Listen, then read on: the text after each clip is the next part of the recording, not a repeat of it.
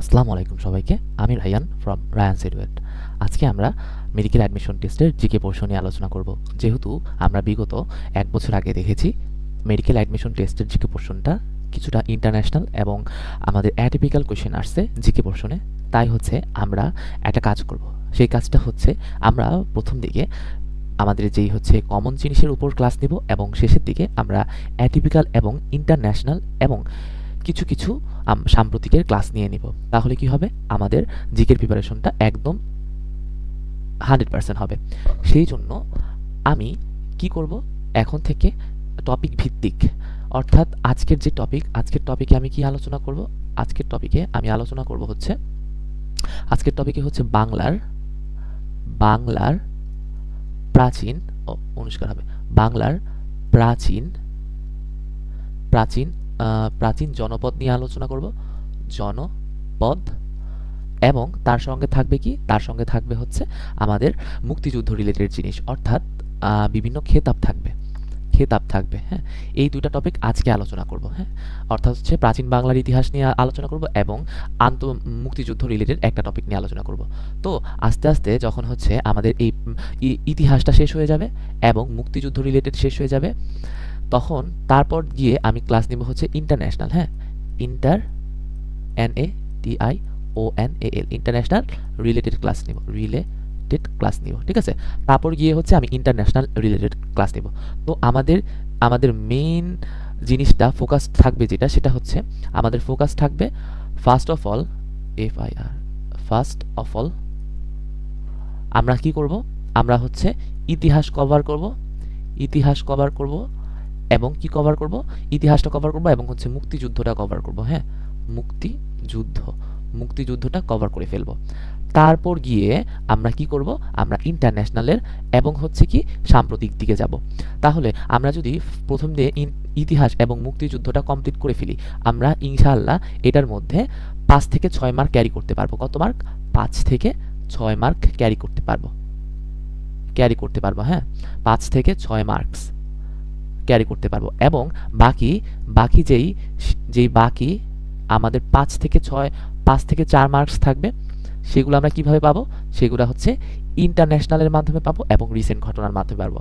আমি খুব কম বলে ফেলছি, 5 থেকে 6 মার্ক, ওইটা 7 থেকে 8 মার্কে চলে যায় ইতিহাস এবং মুক্তিযুদ্ধ কমপ্লিট করলে এবং হচ্ছে বিসিএসটা পড়ে ফেললে। ঠিক আছে, তো আমরা এইভাবে আগাবো ইনশাল্লাহ। তো চলেন আজকের ক্লাসটা আমরা শুরু করি। ইনশাল্লাহ আজকের ক্লাসটা খুবই ইফেক্টিভ হবে। ঠিক আছে, তো আমরা আজকের ক্লাসটা নেব। তো আমি নোটটা ইনশাল্লাহ দেওয়ার ট্রাই করব। আমার নোটটা হচ্ছে ইউটিউবের কমেন্টে বা হচ্ছে আমার যেই ফেসবুক পেজ রায়ানস এডুয়েট, সেদিকে হচ্ছে দিয়ে দেওয়ার ট্রাই করব।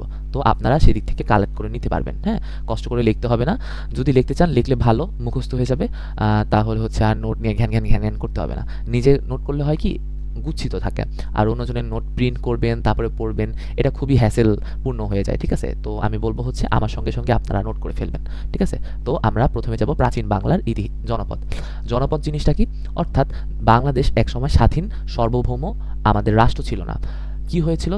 তো আমাদের যে জনপদ, সেই জনপদটা যদি আমি বলতে চাই, অর্থাৎ ধরেন কিছু একটা নির্দিষ্ট অঞ্চলে যখন অনেক মানুষজন বাস করবে, তখন সেই একটা নির্দিষ্ট অঞ্চলকে আমরা জনপদ বলবো। ধরেন এক্স একটা জনপদ, ধরেন এক্স একটা আমাদের অঞ্চল। হ্যাঁ, এক্স একটা কি অঞ্চল, সেই অঞ্চলে মনে করেন হচ্ছে 100 জন মানুষ বসবাস করছে। হ্যাঁ, 100 জন মানুষ বসবাস করছে। তো এক্স অঞ্চলকে তখন আমাদের একটা কি জনপদ নাম দিল। তো এই জনপদকে ধরেন আমি বললাম হচ্ছে পুন্ড্র। হ্যাঁ, পুন্ড্র। তো ঠিক জনপদটা কি, কোনো একটা নির্দিষ্ট অঞ্চলে কিছু বা কত মানুষজন বাস করলে সেই একটা নির্দিষ্ট অঞ্চলকে আমরা এক একটা জনপদ বলে আখ্যায়িত করে থাকি। ঠিক আছে, তো বাংলা বর্তমানে আমরা 16টা পর্যন্ত জনপদের কথা জানতে পারছি। 16টা জনপদের কথা আমরা এখন পর্যন্ত জানতে পারছি। এর মধ্যে আমাদের কি মনে রাখতে হবে? আমাদের এদিক থেকে মনে রাখতে হবে, জনপদের নাম মনে রাখতে হবে এবং এই জনপদের বর্তমান অবস্থান। ঠিক আছে, কোথায়। তো প্রাচীনকালে এই জনপদের নাম এবং সেই জনপদের মানুষজন এখন কোন কোন এলাকায় বাস করে সেই জিনিসটা আমাদের জানতে হবে। ঠিক আছে, তো প্রথমে হচ্ছে আমরা পুন্ড্র দিয়া শুরু করব। তো একবার পড়ে যাই, পুন্ড্র, বঙ্গ, সমতট, তারপরে কি আছে, গৌড় আছে, তারপরে হরিকেল আছে, তারপরে বাকেরগঞ্জ আছে, দেন হচ্ছে আমাদের চন্দ্রদ্বীপ আছে।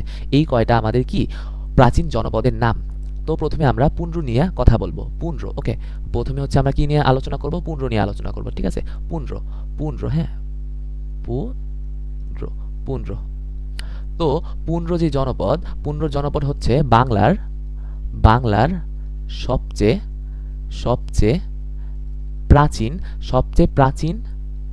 প্রাচীন এবং হচ্ছে ও সমৃদ্ধ আমাদের জনপদ, হ্যাঁ, জনপদ। যদি প্রশ্নে আসে বাংলার সবচেয়ে প্রাচীন ও সমৃদ্ধ জনপদের নাম কি, বাংলার সবচেয়ে প্রাচীন এবং সমৃদ্ধ জনপদের নাম যদি জিজ্ঞেস করা হয় তাহলে উত্তর কি হবে? আমাদের পুন্ড্র হবে। এটা আমাদের মেডিকেল ম্যাটে আসছে, হ্যাঁ, মেডিকেল অ্যাডমিশন টেস্টে আসছে। তাহলে বাংলাদেশের প্রাচীন জনপদের নাম কি? আমাদের পুন্ড্র হবে যদি প্রশ্ন আসে। কিন্তু যদি বলা হয় যদি প্রশ্ন আসে বাংলার সবচেয়ে বড় জনপদ কোনটা, তখন উত্তর কি হবে? আমাদের বঙ্গ হবে। আমাদের বঙ্গ হবে, ঠিক আছে? দেখেন, বঙ্গ হচ্ছে কি? বাংলার বৃহত্তম জনপদ, ঠিক আছে? তাহলে বঙ্গ বাংলার বৃহত্তম জনপদ। যদি প্রশ্ন আসে প্রাচীন জনপদ কোনটা, তখন পুন্ড্র হবে। কিন্তু বৃহত্তম জনপদ হলে কি হবে? আমাদের পুন্ড্র হবে, ঠিক আছে? সরি, বৃহত্তম হলে বঙ্গ হবে, প্রাচীন হলে পুন্ড্র হবে। এই জিনিসটা প্রথমে মনে রাখতে হবে। এখন আমরা পুন্ড্র যে পড়লাম, সেই পুন্ড্রর মধ্যে কি পড়বো? পুন্ড্রর বর্তমান অবস্থান পড়বো, ঠিক আছে? পুন্ড্রর বর্তমান অবস্থান পড়বো। পুন্ড্রের বর্তমান অবস্থায় কোথায়? আমরা কিভাবে পুন্ড্রের পরস্কার পুর দিয়ে মনে রাখবো, ওকে? পরস্কার পুর দিয়ে মনে রাখবো, ঠিক আছে? পুর দিয়ে মনে রাখবো, পরস্কার পুর। র দিয়ে কি মনে রাখবো? র দিয়ে মনে রাখবো হচ্ছে রাজশাহী। র দিয়ে কি মনে রাখবো? র দিয়ে মনে রাখবো হচ্ছে রাজশাহী। র দিয়ে কি মনে রাখবো? রাজশাহী। পরস্কার পুর দিয়ে কি মনে রাখবো? দুইটা পুর থাকবে, একটা হচ্ছে দিনাজপুর, আর এটা কি হবে? রংপুর হবে। রংপুর হবে। আরেকটা জিনিস থাকবে, সেটা কি আমাদের বগুড়া। আরেকটা কি জিনিস হবে? বগুড়া হবে, ঠিক আছে? আর আরেকটা জিনিস এক্সট্রা মনে রাখতে হবে, বগুড়া। বগুড়া। তাহলে আমাদের পুন্ড্র যে জনপদ, সেই জনপদের বর্তমান অবস্থা কোথায়? আমাদের পুর দিয়ে মনে রাখবো। পরস্কার পুর থাকবে দুইটা জায়গায়, রংপুর, দিনাজপুর। আরেকটা র দিয়ে কি মনে রাখবো? রাজশাহী। আর এক্সট্রা জিনিস একটা মনে রাখতে হবে, সেই এক্সট্রা জিনিসের নাম কি? সেই এক্সট্রা জিনিসের নাম হলো আমাদের এই বগুড়া, ঠিক আছে? এই বগুড়া আমাদের মনে রাখতে হবে, ঠিক আছে? এই বগুড়া আমাদের মনে রাখতে হবে, তাহলেই হবে। এই বগুড়া আমরা মনে রাখবো, ঠিক আছে? এক্সট্রা কি মনে রাখবো? আমরা বগুড়া মনে রাখবো। তাহলে পুন্ড্র শেষ। এখন আমরা বঙ্গ নিয়ে আলোচনা করব। বঙ্গ, ঠিক আছে? বঙ্গ। এখন কি নিব? বঙ্গ নিয়ে আলোচনা করব। এই বঙ্গ নিয়ে আলোচনা করব, ওকে? তো বঙ্গের বর্তমান যে অবস্থান, সেটা কি হবে? তাহলে বঙ্গ, বাংলার প্রাচীন রাজধানী বা বর্তমান রাজধানীর নাম কি? ঢাকা। তাহলে বৃহত্তর ঢাকা থাকবে, ঠিক আছে? বঙ্গের মধ্যে ঢাকা থাকবে। বঙ্গের ব দিয়ে কি থাকবে? আমাদের বরিশাল থাকবে, ঠিক আছে?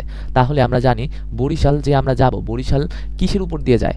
ফরিদপুর পার করে কিসে যায়? আমাদের বরিশালে যায়। তাহলে কি থাকবে? ফরিদপুরও থাকবে, ফরিদপুর থাকবে। ভালো কথা। তাহলে বরিশালের পর কি একটা আছে? বরিশালের পর আবার কি আছে? পটুয়াখালী আছে, ঠিক আছে? বরিশালের পর কি? পটুয়াখালী আছে, ঠিক আছে? পটুয়াখালী আছে। আর দুটা জিনিস মনে রাখতে হবে, ময়মনসিংহ এবং হচ্ছে আমাদের কুষ্টিয়া। ময়মনসিংহ আর কুষ্টিয়া, ওকে? তাহলে বৃহত্তর, ঠিক আছে? বৃহত্তর দিয়ে কি মনে রাখবো? বৃহত্তর ঢাকাটা মনে রাখবো। বৃহত্তর ঢাকাটা মনে রাখলে কি হবে? আমরা বৃহত্তর ঢাকাটা বলতে পারবো, ঠিক আছে? বৃহত্তর ঢাকাটা আমরা বলতে পারবো। আর ব দিয়ে কি মনে রাখবো? ব দিয়ে বরিশাল মনে রাখবো, ঠিক আছে? বরিশালের তারপর সিকোয়েন্সটা মনে রাখবো, ঠিক আছে? এখন হচ্ছে আমরা সমতটে যাব। এখন আমরা কোথায় যাব? সমতটে যাব, সমতট, ঠিক আছে? সমতট। এখন সমতটটা কিভাবে মনে রাখবেন? মনে রাখবেন হচ্ছে আমাদের কুমিল্লা এবং নোয়াখালীর মানুষ কি থাকে? আমাদের প্রায় কাছাকাছি থাকে। তাহলে Comilla is equals to Noakhali. তাহলে ইজ ইকুয়ালস টু বাংলা কি? সমান। তাহলে দন্তা স দিয়ে কি মনে রাখবেন? সমতট মনে রাখবেন। তাহলে কুমিল্লা এবং নোয়াখালীর মানুষজন আদি যেই হচ্ছে আমাদের জনপদ, সেটা কি হবে? সমতট হবে। শেষ কাহিনী। এখন আমাদের এদিক থেকে কি মনে রাখতে হবে? সমতট জনপদের অন্যতম যেই নিদর্শন, সেটা কি? শালবন বিহার। তাহলে শালবন বিহার কি? আমাদের সমতটের একটা অন্যতম নিদর্শন, ঠিক আছে? শালবন বিহার একটা অন্যতম নিদর্শন। এই জিনিসটা মনে রাখতে হবে। তারপর কি জিনিস মনে রাখতে হবে? দেখেন, 7ম শতকে এ জনপদ ভ্রমণ করেন হিয়ংসাং, ওকে? হিয়ংসাং। তাহলে একজন পরিব্রাজক আছে, তার নাম কি? Hiuen. Hiuen Hiuen Hiuen Tsang Hiuen Tsang আমাদের এই সমতট যেই হচ্ছে জনপদ সেটা ভ্রমণ করেন কত শতকে? আমাদের সপ্তম শতকে। সপ্তম শতকে শতকে শতকে তাহলে আমাদের সপ্তম শতকে সমতট যে জনপদ সেটাকে ভ্রমণ করে কে? Hiuen Tsang. কে ভ্রমণ করে? Hiuen Tsang. কে ভ্রমণ করে? Hiuen Tsang. কে ভ্রমণ করে? Hiuen Tsang. কে ভ্রমণ করে? এই যে হিউয়েন সাং। হিউয়েন সাং ভ্রমণ করে। কে ভ্রমণ করেন? হিউয়েন সাং ভ্রমণ করেন। ওকে, হিউয়েন সাং কি করে? আমাদের ভ্রমণ করে। কি করে? হিউয়েন সাং ভ্রমণ করে। ওকে, এই জিনিসটা আমাদের জানতে হবে। আর এটার ইয়ার নাম কি? শালবন বিহার। কি নাম? শালবন বিহার। এইটুকু জানলেই হবে। এখন দেখেন গৌড়, গৌড়ের মধ্যে কি থাকবে? চাঁপাই নবাবগঞ্জ। ওকে, এটা হচ্ছে আমাদের বিসিএসে আসছিল গৌড়। তো গৌড়র আমাদের বর্তমান জনপদ কোথায়? চাঁপাই নবাবগঞ্জ। এটা একটু কষ্ট করে মনে রাখবেন। গৌড় চাঁপাই নবাবগঞ্জ, গৌড় চাঁপাই নবাবগঞ্জ, গৌড় চাঁপাই নবাবগঞ্জ, গৌড় চাঁপাই নবাবগঞ্জ। ওকে, গৌড় চাঁপাই নবাবগঞ্জ। এখন হরিকেলে আসেন। হরিকেলের মধ্যে আমাদের তিনটা সিরিয়াল মনে রাখতে হবে, সিলেট, চট্টগ্রাম, পার্বত্য চট্টগ্রাম। তাহলে হরিকেলের মধ্যে কি থাকবে? সিলেট, চট্টগ্রাম, পার্বত্য চট্টগ্রাম। ঠিক আছে, তাহলে হচ্ছে হরিকেল বা মনে করেন সিলেট, চট্টগ্রাম, পার্বত্য চট্টগ্রামের হারিকেন ভালো, এমন করে মনে রাখতে পারেন। তাহলে যদি আমি একটা নেমোনিক দেওয়া ট্রাই করি সেটা কি হবে? আচ্ছা, আমরা হরিকেল নিয়ে পড়তাছি। ঠিক আছে, হরিকেল হরিকেল। ওকে, হরিকেল, চলেন হরিকেল, হরিকেল নিয়ে পড়তাছি। হরিকেল, হ্যাঁ, হরিকেল। হরিকেলের কি নিমোনিক দিলাম? আমরা নিমোনিক দিলাম হচ্ছে সিলেট, সিলেট, চট্টগ্রাম, চট্টগ্রাম, পার্বত্য চট্টগ্রাম, পার্বত্য চট্টগ্রাম, চট্টগ্রাম। সিলেট, চট্টগ্রাম, পার্বত্য চট্টগ্রামের কি ভালো? আমাদের হারিকেন ভালো। হারিকেন, হারিকেন, হারিকেনরে আমরা কি পড়বো? Hurricane, hurricane, hurricane. উচ্চারণ কি? হ্যারিকেন। যাই হোক, হারিকেন আমরা বুঝার জন্য বুঝলাম। ঠিক আছে, হারিকেন কি? হারিকেনকে আমরা কি বলবো? হরিকেল বলবো। কি বলবো? হরিকেল বলবো। হারিকেনকে কি বলবো? হরিকেল বলবো, হরিকেল বলবো। শেষ হলো? শেষ হয়ে গেছে। এখন দেখেন বাকেরগঞ্জ কি আছে? এখন বাকেরগঞ্জ আছে। ঠিক আছে, তো যারা হচ্ছে বরিশালের যাদের বাসা, আমি জানি বরিশালের একটা জায়গার নাম কি? বাকেরগঞ্জ, আর আপনারাও জানেন। তাহলে বরিশালের একটা জায়গার নাম হচ্ছে বাকেরগঞ্জ, বাকেরগঞ্জ। তো বাকেরগঞ্জকে আমরা বাগেরহাট বলবো। ঠিক আছে, দেখেন যদি আমি এখন বাকেরগঞ্জ নিয়ে বলি, বাকেরগঞ্জ। ওকে, বাকেরগঞ্জ, বাকেরগঞ্জ। ওকে, বাকেরগঞ্জ, বাকেরগঞ্জকে আমরা কি বলবো? দেখেন কয়কা কে রকের রে আমরা গয়কা গিয়ে রকের লিখবো। তাইলে বকা বা গয়কা গিয়ে র, বাগের এই গঞ্জটা উঠায় দিব। গঞ্জ উঠায় কি দিব? হাট দিব, বাগের হাট। হ্যাঁ, আর যারা বরিশালের অধিবাসী বা হচ্ছে বরিশালে যাদের জন্ম হয়েছে, তারপরে হচ্ছে বেড়ে ওঠা হয়েছে, তারা জানেন। তাহলে বরিশাল কি? বাকেরগঞ্জ, মানে বাকেরগঞ্জ হচ্ছে বরিশালের একটা জায়গা। তাহলে এদিকে কি? এদিকে বাকের ঘাটের সঙ্গে কি হবে? আমাদের বরিশালও হবে, বরিশাল হবে। কি হবে? বরিশালও হবে। ওকে, বরিশালও হবে। কি হবে? আমাদের হ্যাঁ, আমাদের কি হবে? বরিশালও হবে। বরিশাল, তাহলে শাল বরিশালও হবে। ওকে, তাহলে আমাদের বাকেরগঞ্জ চলে গেল। চন্দ্রদ্বীপ, চন্দ্রদ্বীপও সবাই নাম শুনছেন। সেটা কি? সেটা হচ্ছে বরিশালের মধ্যেই থাকবে। এই যে বরিশাল, পটুয়াখালী, এদিকে জাস্ট একটা মনে রাখবেন মাদারীপুর আর গোপালগঞ্জ। তাহলে গোপালগঞ্জ এবং মাদারীপুর কিসের আন্ডারে? আমাদের চন্দ্রদ্বীপের আন্ডারে। ঠিক আছে, চন্দ্রদ্বীপের আন্ডারে কি? আমাদের গোপালগঞ্জ এবং মাদারীপুর। চন্দ্রদ্বীপের আন্ডারে কি? আমাদের গোপালগঞ্জ এবং মাদারীপুর। এটা অনেক অনেক ইম্পর্টেন্ট। হ্যাঁ, এটা মেডিকেল অ্যাডমিশনের জন্য অনেক ইম্পর্টেন্ট, অনেক ইম্পর্টেন্ট। এই জনপদের নামগুলো মনে রাখতেই হবে। এখন হচ্ছে আমরা কিসে চলে যাব? এখন হচ্ছে আমরা চলে যাব কিসের মধ্যে? আমরা চলে যাব এখন এই মুক্তিযুদ্ধের সম্মান সূচক খেতাবের মধ্যে আমরা এখন চলে যাব। চলেন আমরা মুক্তিযুদ্ধের সম্মান সূচক খেতাবের মধ্যে চলে যাই। ঠিক আছে, আমি একটু মুছে দিই, তারপর হচ্ছে আমরা এটা চলে যাব এটার মধ্যে। তাহলে মুক্তিযুদ্ধের সম্মানসূচক খেতাব কয়টা জানি? আমরা জানি কয়টা দেওয়া হয়েছিল? 4টা দেওয়া হয়েছিল। কি কি সেই খেতাবের নাম? বীর শ্রেষ্ঠ, বীর উত্তম, বীর বিক্রম এবং বীর প্রতীক। ঠিক আছে, তাহলে এটা কবে দেওয়া হয়েছিল এই সম্মানসূচক খেতাব? মুক্তিযুদ্ধের সম্মান সূচক খেতাব। তাহলে এই খেতাব কবে থেকে দেওয়া শুরু হয়েছে? এই খেতাব দেওয়া শুরু হয়েছে 1973 সালের 15ই ডিসেম্বর। দেখেন 1973 সালের 15ই ডিসেম্বর এই সম্মান সূচক 1973 সালের 15ই ডিসেম্বর। কবে থেকে দেওয়া শুরু হয়েছে? 1973 সালের কত ডিসেম্বর? আমাদের 15 ডিসেম্বর। সেদিক থেকে আমাদের এই সম্মান সূচক সম্মাননা প্রদান করা হয়েছে। ঠিক আছে, এই সম্মান সূচক সম্মাননার সবচেয়ে প্রথমে যদি বলা হয় এই 4টা যে খেতাব দেওয়া হয়, এই 4টা খেতাবের সর্বোচ্চ খেতাবের নাম কি? সর্বোচ্চ, আচ্ছা প্রথমে হচ্ছে নামগুলো লিখে নিই। কি নাম? বীর শ্রেষ্ঠ। তারপরে বীর শ্রেষ্ঠর পরে কি হবে? 2 নাম্বার হচ্ছে বীর উত্তম। তারপরে কি হবে? বীর প্রতীক হবে। বীর বিক্রম হবে। দেন কি হবে? আমাদের বীর প্রতীক হবে। বীর প্রতীক হবে, ঠিক আছে। তাহলে যদি আমি নিজের থেকে প্রশ্ন করি, বলেন তো তাহলে সর্বোচ্চ আমাদের খেতাব কোনটা হবে, যেটা সবার উপরে থাকবে? তাহলে বীর শ্রেষ্ঠ হচ্ছে সর্বোচ্চ খেতাব। তাহলে যদি আমি বলি, বলেন তো দ্বিতীয় সর্বোচ্চ খেতাব কি? দ্বিতীয় সর্বোচ্চ খেতাব হচ্ছে দ্বিতীয় সর্বোচ্চ খেতাব তাহলে কি হবে? বীর উত্তম হবে। তাহলে তৃতীয় সর্বোচ্চ খেতাব কি হবে বলেন তো? আমাদের বীর বিক্রম হবে। ইজি কথা। এবং চতুর্থ এবং সর্বশেষ আমাদের চতুর্থ সর্বোচ্চ খেতাব কি হবে? আমাদের বীর প্রতীক হবে। ইজি কথা। তাহলে এই প্রশ্নটা কিন্তু মেডিকেলে আসছিল। সর্বোচ্চ খেতাব কোনটা? বীর শ্রেষ্ঠ। সর্বোচ্চ খেতাব কোনটা? বীর শ্রেষ্ঠ। ওকে, সর্বোচ্চ খেতাব কোনটা? বীর শ্রেষ্ঠ। সর্বোচ্চ খেতাব কোনটা? আমাদের বীর শ্রেষ্ঠ। এটা আসছিল মেডিকেলে। ওকে, এটা আসছিল মেডিকেলে। সর্বোচ্চ খেতাব কোনটা? বীর শ্রেষ্ঠ। এটা মেডিকেলে আসছিল। বীর শ্রেষ্ঠ এটা আসছিল মেডিকেলে। হ্যাঁ, এটা মনে রাখতে হবে। এখন চলেন কি এখন এদিক থেকে জানতে হবে। এখন এদিক থেকে জানতে হবে কে কতজন আমাদের বীর শ্রেষ্ঠ, বীর উত্তম, বীর বিক্রম, বীর প্রতীক পেয়েছে। সংখ্যা কতজন লোক বা কতজন ব্যক্তি এগুলা পাইছে। হ্যাঁ, এটা আমাদের জানতে হবে। চলেন আমরা জানি। তাহলে যদি আমি বলতে চাই, বীর শ্রেষ্ঠ এই উপাধি বা পদবি বা খেতাব পাইছে হচ্ছে আমাদের 7 জন। দেন হচ্ছে বীর উত্তম পাইছে হচ্ছে 68 জন। হ্যাঁ, 68 জন। আমি ইংলিশে লিখতেছি কিন্তু 68 জন, 68 জন। দেন হচ্ছে বীর বিক্রম পাইছেন 175 জন। ওকে, 175 জন। এবং হচ্ছে 426 পাইছে হচ্ছে কত? আমাদের বীর প্রতীক পাইছে। হ্যাঁ, সবচেয়ে বেশি কে পাইছে? আমাদের বীর প্রতীক পাইছে। দেখেন তাহলে 7 জন কে পাইছে? 7 জন বীর শ্রেষ্ঠ পাইছে। 68 জন কে পাইছে? বীর উত্তম পাইছে। 175 বীর বিক্রম পাইছে।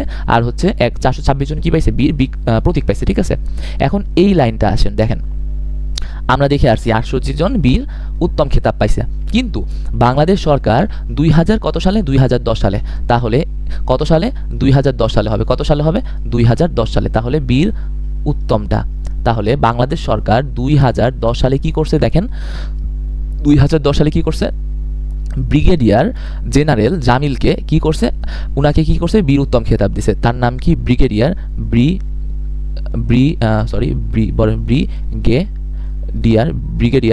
ব্রিগেডিয়ার জেনারেল জামিলকে। হ্যাঁ, জামিলকে উনাকে কি দিছে? একটা বীর উত্তম দিছে। তো শেষমেশ কত হয়েছে? তারপরে 69 জন হয়েছে। ঠিক আছে, 69 জন হয়েছে। যদি বলা হয় জামিল সহ বা হচ্ছে মোট, যদি বলা হয় মোট, তখন কি হবে? মোট হইলে আমাদের 68 সঙ্গে 1 যোগ করে আমাদের 69 বলতে হবে। ঠিক আছে, বা হচ্ছে 2010-এর পর কতজন, তখন আমাদের কি করতে হবে? ওই যোগ করে তারপরে বলতে হবে। ঠিক আছে, এত কঠিন দিবে না। দেখেন এটা আবার মেডিকেল কোশ্চেনে আসছিল কি, এই যে বীর বিক্রম কতজন পাইছে? বীর বিক্রম 175 জন পাইছে। কোনো প্যাচ নাই, এই জন্য সহজ। 175 জন পাইছে বীর বিক্রম। বীর প্রতীক কত পাইছে? 426 জন। এই দুইটাই কিন্তু কিসে আসছে? মেডিকেলে আসছে। এটা মনে রাখতে হবে। ঠিক আছে, তাহলে আশা করি হচ্ছে আমাদের এই টুকুন পোর্শন হচ্ছে আমাদের শেষ হয়েছে। ঠিক আছে, চলেন এখন আমি এই পোর্শনে চলে যাব। ঠিক আছে, হ্যাঁ, ওকে, এই পোর্শনে চলে যাব। চলেন শুরু করা যাক। তো এখন দেখেন কি বলছে, খেতাবে প্রথম যারা ছিলেন, অর্থাৎ এই বীর শ্রেষ্ঠ, বীর উত্তম, বীর বিক্রম, বীর প্রতীক, এগুলো তো অনেকজন মানুষ পাইছে। এই সব মানুষের মধ্যে কারা প্রথম পাইছে? ঠিক আছে, যেমন 426 জন বীর প্রতীকের মধ্যে কে সর্বপ্রথম বীর প্রতীক পাইছে, এগুলা আমাদের জানতে হবে। দেখেন প্রথমে কি, আমাদের লেফটেন্যান্ট কর্নেল আব্দুর রব। উনার নাম কি? লেফটেন্যান্ট কর্নেল আব্দুর রব। উনার আরেকটা পরিচয় আছে, উনার আরেকটা পরিচয় কি? Chief of staff. তাহলে যদি বলা হয় চিফ অফ স্টাফ কে ছিলেন যুদ্ধকালীন সময়? লেফটেন্যান্ট কর্নেল আব্দুর রব। ঠিক আছে, তো লেফটেন্যান্ট কর্নেল আব্দুর রবকে কি দেওয়া হয়েছে? প্রথম বীর উত্তম দেওয়া হয়েছে। ঠিক আছে, এদিকে বীর শ্রেষ্ঠর কোনো মানে হচ্ছে কথা বলে নাই। ঠিক আছে, বীর শ্রেষ্ঠ তেমন দরকারও নাই, কিন্তু বীর উত্তমটা আমাদের দরকার। তাহলে প্রথম বীর উত্তম কাকে দেওয়া হয়েছে? লেফটেন্যান্ট কর্নেল আব্দুর রবকে। যেহেতু এটা কিভাবে আমরা মনে রাখবো, যেহেতু আব্দুর রব উনার কি, উনার হচ্ছে র্যাঙ্কিং, RAN র্যাঙ্ক KING, র্যাঙ্কিংটা আমাদের হাই, এই জন্য তাকে কি দেওয়া হয়েছে? সর্বপ্রথম বীর উত্তমটা দেওয়া হয়েছে। এভাবে আমরা মনে রাখতে পারি। তারপরে দেখেন মোহাম্মদ আব্দুল মতিন। ঠিক আছে, মতিনের রসিকার আছে। ঠিক আছে, বীর প্রতীকে দীর্ঘিকার আছে। তাহলে এভাবে মনে রাখতে পারি মোহাম্মদ আব্দুল মতিনের এইদিকে কি আছে রসিকার, মতিন লিখতে রসিকার লাগে এবং বীর প্রতীক লিখতে দীর্ঘিকার রাখে। এই জন্য আমরা বলতে পারি মোহাম্মদ আব্দুল মতিন কি পাইছে, মোহাম্মদ আব্দুল মতিন কি পেয়েছে, মোহাম্মদ আব্দুল মতিন কি পেয়েছে, আমাদের বীর প্রতীক পেয়েছে। মোহাম্মদ আব্দুল মতিন কি পেয়েছে, বীর প্রতীক পেয়েছে। মোহাম্মদ আব্দুল মতিন কি পেয়েছে, আমাদের বীর প্রতীক পেয়েছে। এভাবে এটা মনে রাখতে পারি। তারপরে আরেক লাস্ট একজন থাকবে, ওনার নাম হচ্ছে মেজর খন্দকার নাজমুল হুদা, ঠিক আছে, মেজর খন্দকার নাজমুল হুদা, ঠিক আছে। উনি প্রথম কি পাইছে, বীর বিক্রম পাইছে। ওকে, তাহলে আমরা আব্দুর রব এবং হচ্ছে মতিন সাহেবের যদি কথাটা মনে রাখি, তাহলে আরেকটা থাকবে জাস্ট হচ্ছে নাজমুল হুদা, উনি কি পাইছে, বীর বিক্রম পাইছে। কি পাইছে, বীর বিক্রম পাইছে। শেষ, তাই না? শেষ। ইনশাল্লাহ আমরা পারবো। এখন চলেন আমরা কিসে চলে যাব, আমরা এখন চলে যাব, দেখেন ক্যাপ্টেন সেতারা বেগমের সম্পর্কে কিছু লেখা হয়েছে, ঠিক আছে। তো আমি প্রথমে একটু বলে নিই, আমাদের মুক্তিযুদ্ধে দুইজন নারী কি পায়, আমাদের বীর প্রতীক পায়, বীর প্রতীক পায়, বীর প্রতীক পায়। তার নাম কি, একজনের নাম হচ্ছে সেতারা বেগম, আরেকজনের নাম কি তারামন বিবি। আমরা পাবো, ঠিক আছে। তারামন বিবি কয় নং সেক্টরে যুদ্ধ করেন, আমাদের 11 নং সেক্টরে যুদ্ধ করেন, ঠিক আছে। কিন্তু দেখেন আচ্ছা, এই দুইজন বীর প্রতীক, ঠিক আছে, এই দুইজন বীর প্রতীক যে নারী, দুইজন বীর প্রতীক নারীর মধ্যে আমাদের প্রথম বীর প্রতীক দেওয়া হয়েছে কাকে, আমাদের সেতারা বেগমকে, ঠিক আছে। তারামন বিবিও কিন্তু বীর প্রতীক পাইছে, কিন্তু যদি বলা হয় দুইজনের মধ্যে কে প্রথম বীর প্রতীক পাইছে, উত্তর কি হবে, সেতারা বেগম। শেষ, কনসেপ্ট ক্লিয়ার। কিন্তু দেখেন আমাদের সেতারা বেগম কয় নং সেক্টরে যুদ্ধ করেছেন, 2 নং সেক্টরে। তাহলে সেতারা বেগম, ঠিক আছে, যেমন একতারা বাজাইও না একটা গান আসিল না, তো দেখেন দো তারা সেতারা, তাহলে সেতারে মনে করেন 2 তারা, তাহলে সেতারা বেগম মানে হচ্ছে কোথায় যুদ্ধ করেছিলেন, আমাদের 2 নং সেক্টরে যুদ্ধ করেছিলেন। এটা ইজিলি আমরা মনে রাখতে পারি। এবং সে 15তম বীর প্রতীক পাইছিল, তাহলে বীর প্রতীক দেওয়া হয়েছে আমাদের 426 জনকে, এর মধ্যে সে 15তম বীর প্রতীক পাইছে, ঠিক আছে। এটা তেমন ইম্পর্টেন্ট না, তেমন না জানলেও সমস্যা নেই। এখন এটা মেডিকেল কোশ্চেনে আসছিল যে WH ওডারল্যান্ড উনি কি একজন বিদেশি নাগরিক ছিলেন। ওডারল্যান্ড কে ছিলেন, WH ওডারল্যান্ড একজন বিদেশি নাগরিক ছিলেন। তাকে কি দেওয়া হয়েছিল, বীর প্রতীক দেওয়া হয়েছিল।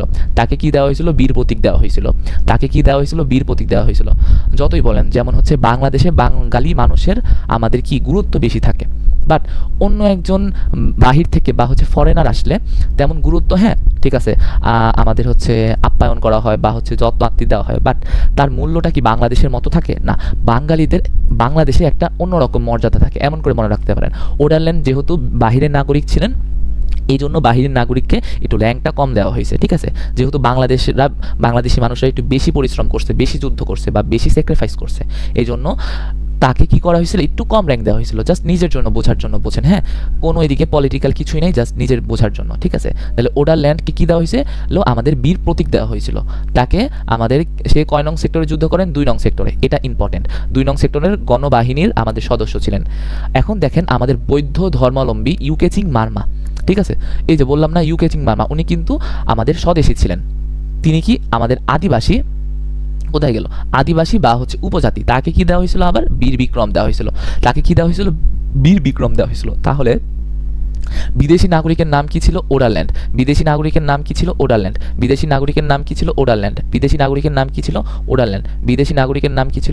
ছিল, ওকে। বিদেশি নাগরিকের নাম কি ছিল, ওডারল্যান্ড। আচ্ছা, আমি একটু মার্ক করে দিই, বিদেশি নাগরিকের নাম কি ছিল, ওডারল্যান্ড ছিল। সে কয় নং সেক্টরে, 2 নং সেক্টরে। কি দিছে, বীর প্রতীক দিছে। কিন্তু অন্যদিকে আমাদের হচ্ছে ইউকেচিং মার্মা কি ছিল, আমাদের স্বদেশী ছিল বা হচ্ছে কি ছিল, উনি একজন আদিবাসী ছিল। তাকে কি দেওয়া হয়েছিল, বীর বিক্রম দেওয়া হয়েছিল। কয় নং সেক্টরে যুদ্ধ করছে, 6 নং সেক্টরে যুদ্ধ করছে। অনেক বেশি ইম্পর্টেন্ট, ঠিক আছে। এখন হচ্ছে আমরা কোথায় যাব, এখন হচ্ছে আমরা কোথায় চলে যাব, ইয়ের দিকে। 7 জন আমাদের বীর শ্রেষ্ঠদের আত্মজীবনী পড়ব, ঠিক আছে। প্রথমে 7 জন বীর শ্রেষ্ঠদের নাম জানতে হবে। তাহলে আমি একটু এগুলো মুছে দিই, তাইলে ইজি হবে ব্যাপারটা, ওকে। এগুলো হচ্ছে আমি একটু মুছে দিই।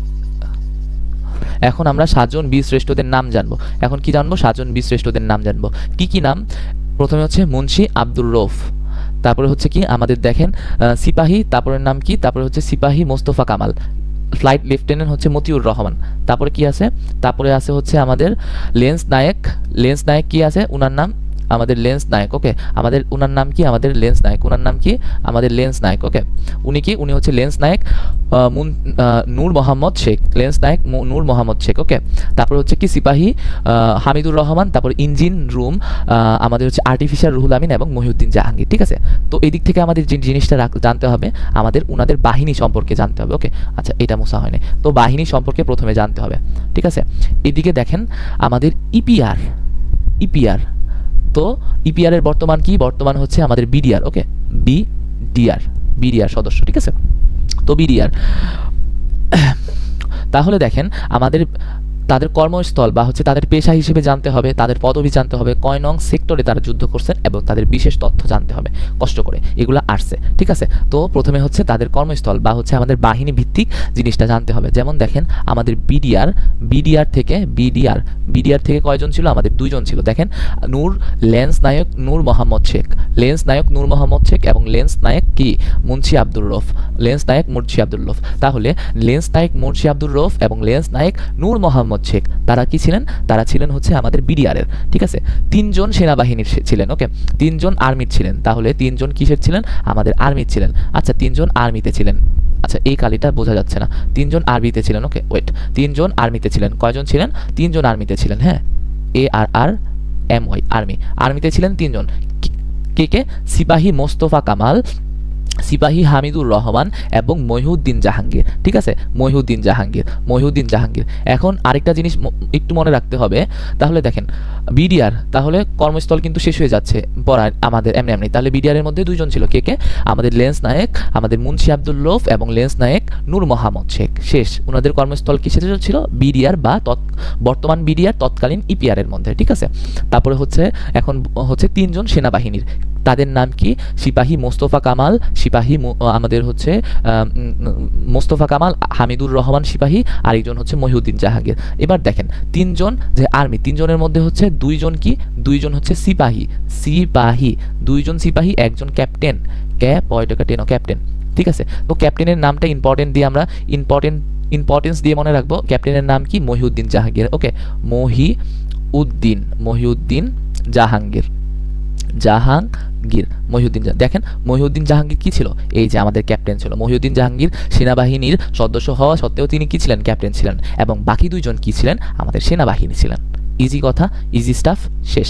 এখন দেখেন তাহলে 5 জনের কথা শেষ হয়ে গেছে। এখন 2 জন আছে।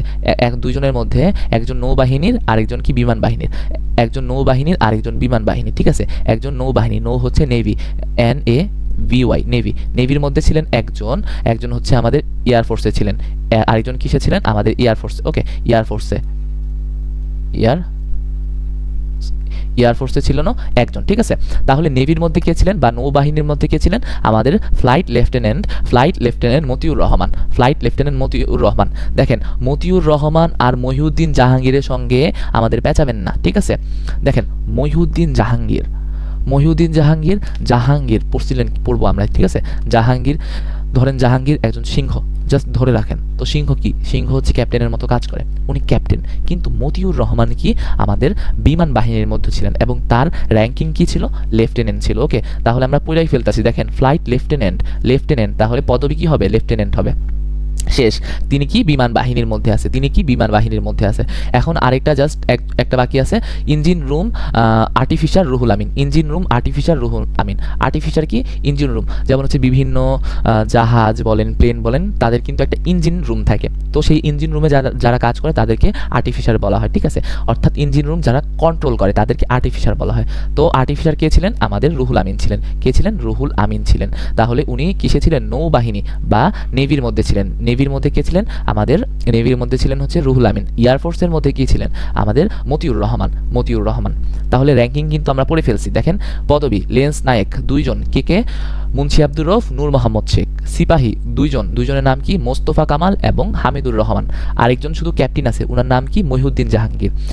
আরেকজন আছে হচ্ছে লেফটেন্যান্ট, আরেকজন হচ্ছে ইঞ্জিন রুম আর্টিফিশিয়াল কে?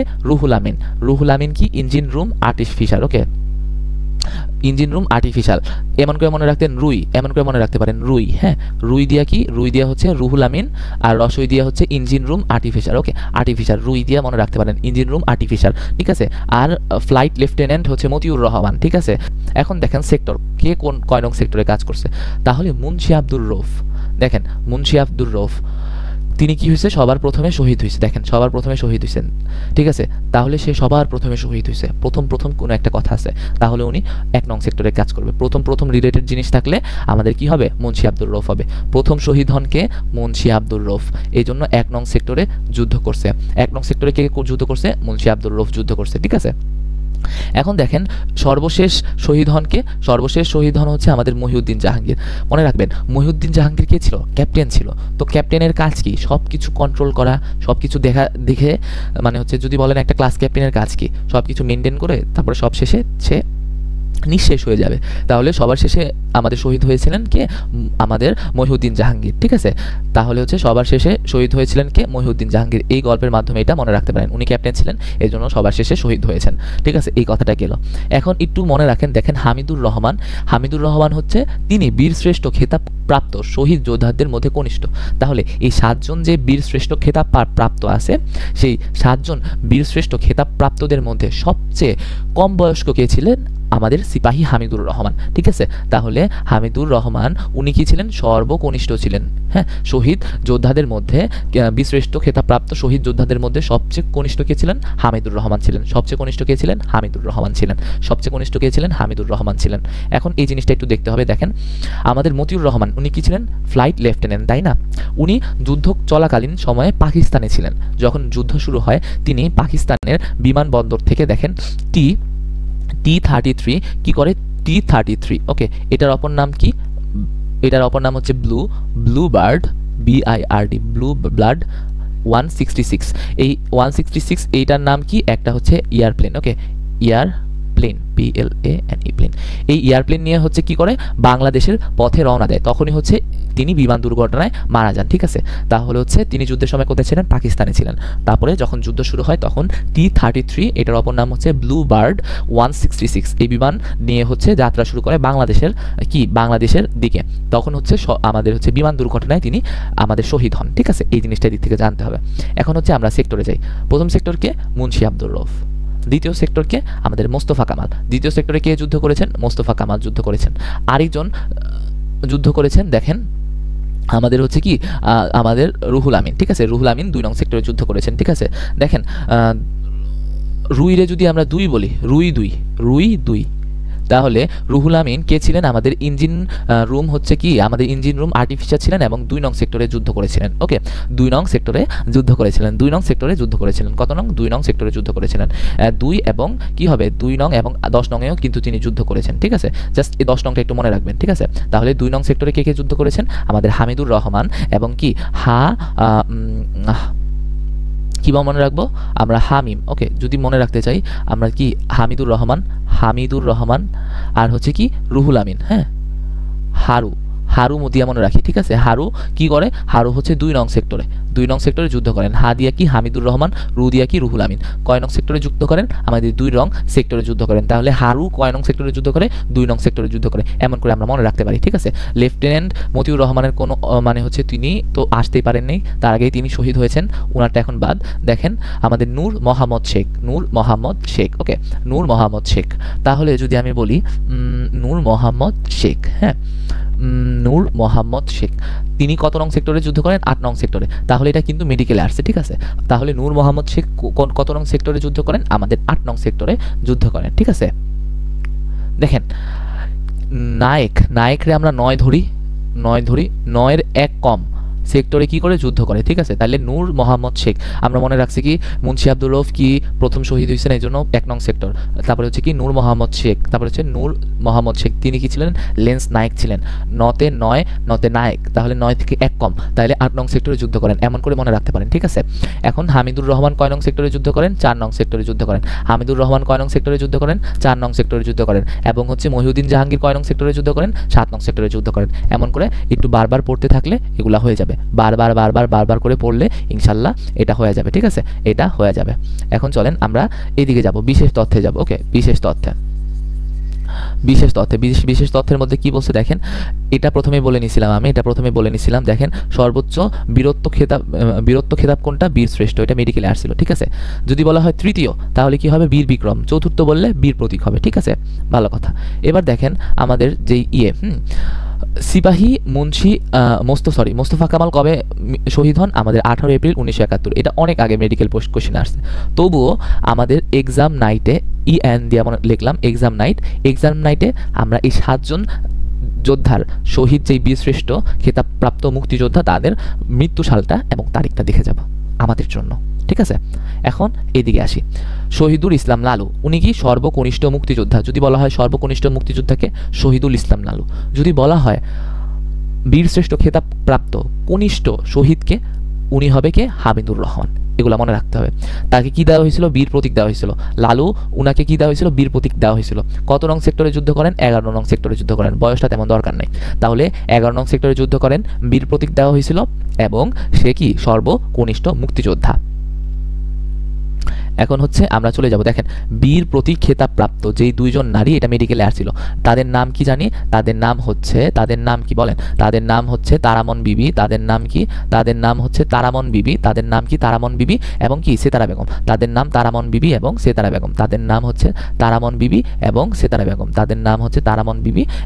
বেগম। বলেছিলাম। দেখেন তারামন বিবি কত নং সেক্টরে যুদ্ধ করেন, তারামন বিবি যুদ্ধ করেন হচ্ছে আমাদের 11 নং সেক্টরে। তারামন বিবি কত নং সেক্টরে যুদ্ধ করেন, 11 নং সেক্টরে যুদ্ধ করেন। তারামন বিবি কত নং সেক্টরে যুদ্ধ করেন, 11 নং সেক্টরে যুদ্ধ করেন। ওকে, 11 নং সেক্টরে যুদ্ধ করেন। কত নং সেক্টরে যুদ্ধ করেন, 11 নং সেক্টরে। ওকে, কি হবে, 11 নং সেক্টরে যুদ্ধ করেন কে, তারামন বিবি। এটা মনে রাখতে হবে। তারামন বিবি কত নং সেক্টরে যুদ্ধ করেন, 11 নং সেক্টরে যুদ্ধ করেন। 11 নং সেক্টরে যুদ্ধ করেন তারামন বিবি, এটা মনে রাখতে হবে। যে দেখেন 11 নং সেক্টরে, তাকে নিয়ে আমাদের কথা সাহিত্যিক আনিসুল হক, তাহলে আনিসুল হক কাকে নিয়ে, তারামন বিবিকে নিয়ে। তারামন বিবিকে নিয়ে আমাদের 2টা কি লিখছে, 2টা হচ্ছে বই লিখেছেন। একটা হচ্ছে বীর প্রতীকের খোঁজে, দেখেন তাকে যখন বীর প্রতীক দেওয়া হবে তখন তাকে খুঁজে পাওয়া যাচ্ছিল না, এই জন্য বীর প্রতীকের খোঁজে এবং করিমন বেওয়া, ঠিক আছে, বেওয়া এই করিমন বেওয়া এবং হচ্ছে বীর প্রতীকের খোঁজে, এই 2টা বইকে লিখছে আনিসুল হক। ইম্পর্টেন্ট, আয়শা পড়তে পারে, হ্যাঁ আয়শা পড়তে পারে। এখন দেখেন আরেকজনের নাম কাকন বিবি, ঠিক আছে। কাকন বিবি উনাকে কি বলা হয়, খেতাববিহীন নারী বা মুক্তির বেটি, ঠিক আছে। তাকে কোনো খেতাব দেওয়া হয় নাই, তবুও উনি গুপ্তচরের কাজ করছে। কত নং সেক্টরে, 5 নং সেক্টরে। কত নং সেক্টরে, 5 নং সেক্টরে। ইম্পর্টেন্ট, চলে আসতে পারে, বলবে হচ্ছে খেতাববিহীন আমাদের মুক্তিযোদ্ধার নাম কি, কাকন বিবি, অথবা তার অপর নাম কি, মুক্তির বেটি, ঠিক আছে। এখন দেখেন এইটাতে আসেন, কি বলছে এটাতে, চলেন আমরা এই জিনিসটা দেখি। এটাতে কি বলছে, এটাতে বলছে হচ্ছে মুক্তিযুদ্ধে খেতাব বর্জনকারী একমাত্র ব্যক্তি হচ্ছে দেওয়ান মাহবুবুর রব সাদি, ঠিক আছে। দেওয়ান মাহবুবুর রব সাদি, সে 4 নং সেক্টরে যুদ্ধ করতেন এবং বীর প্রতীক খেতাব সে বর্জন করেছে, ঠিক আছে। র্যাঙ্কিং হাই না হওয়ার কারণে তাকে আমাদের কি বীর উত্তম দেওয়ার কথা ছিল, কিন্তু তাকে বীর প্রতীক দেওয়ার কারণে সেটা খেতাবটা বর্জন করছে, ঠিক আছে। এটা চলে আসতে পারে, ঠিক আছে, চলে আসতে পারে, যেহেতু একটু কঠিন আসতেছে বা অ্যাটিপিক্যাল আসতেছে, এটা এসে পড়তে পারে। এবং দেখেন মুক্তিযুদ্ধে খেতাবপ্রাপ্ত কথা মানে হচ্ছে সাহিত্যিক, ঠিক আছে। মুক্তিযুদ্ধে খেতাবপ্রাপ্ত সাহিত্যিক একজন, তার নাম কি, আব্দুস সাত্তার। তাহলে আব্দুস সাত্তার কি, মুক্তিযুদ্ধে খেতাবপ্রাপ্ত একজন সাহিত্যিক। প্রশ্নে আসবে মুক্তিযুদ্ধে খেতাবপ্রাপ্ত সাহিত্যিকের নাম কি, উত্তর হবে আব্দুস সাত্তার। উনাকে কি দেওয়া হয়েছিল, বীর প্রতীক দেওয়া হয়েছিল। তো আজকের ক্লাস এইটুকুই। ইনশাল্লাহ আপনাদের ক্লাসটা খুবই ভালো লেগেছে। যদি ভালো লেগে থাকে আমার চ্যানেলটা সাবস্ক্রাইব করবেন এবং আমার ফেসবুক পেজটাও ফলো করে আমার সঙ্গেই থাকবেন। ইনশাল্লাহ আমরা এমন ক্লাস সামনেও নিয়ে আসবো, যাতে করে আপনাদের মেডিকেল এক্সামিনেশন প্রিপারেশনটা খুবই ভালো হয়। আমাদের সঙ্গেই থাকবেন এবং সুস্থ থাকবেন। আসসালামু আলাইকুম সবাইকে।